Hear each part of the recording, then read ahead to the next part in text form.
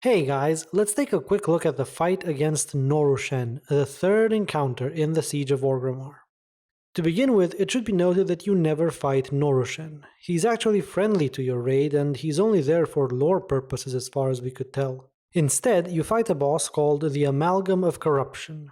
As the fight begins, all players receive a corruption bar, and they start out with 75 corruption. The more corruption a player has, the less damage they deal to the Amalgam of Corruption, and since the fight has a 7-minute enrage timer, getting rid of your corruption, or becoming purified as it is called in game, is essential. In order to become purified, each player must complete a test, which happens in a different realm from the one where the rest of the raid is fighting the boss. 2 orbs exist at the sides of the room, and clicking these orbs will transport you to your own realm, where you must complete your test. Each of the 3 roles has a different test to complete.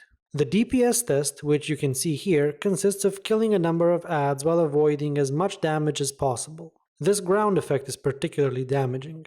Whenever an add is killed, it drops an orb of light which reduces your corruption when you walk over it. Once all your corruption is gone, or when 1 minute has expired since your test began, you will be teleported back to the rest of the raid. Healers have to heal a few friendly NPCs while they kill a mob as part of their test, while tanks have to survive against a mob for 1 minute. In the normal realm, the mechanics of the Amalgam of Corruption are pretty simple. As the fight goes on, the Amalgam deals increasing raid-wide damage. It also regularly creates this cutter beam you can see here, which moves slowly around the room and basically instantly kills anyone who comes in contact with it. The boss also regularly deals high burst damage to its tank, and there is also a mechanic in place that requires a tank switch.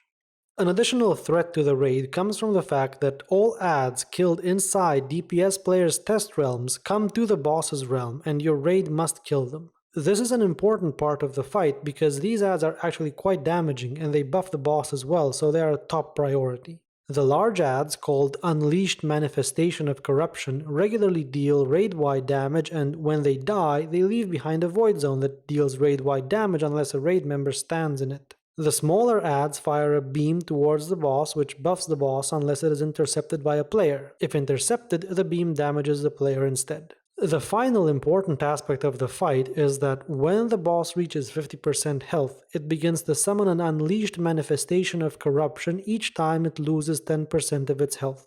These adds remain a top priority, so they always have to be killed as soon as they appear. There are a few more details to this fight, which we will of course be covering in our guide. Thank you for watching and see you next time.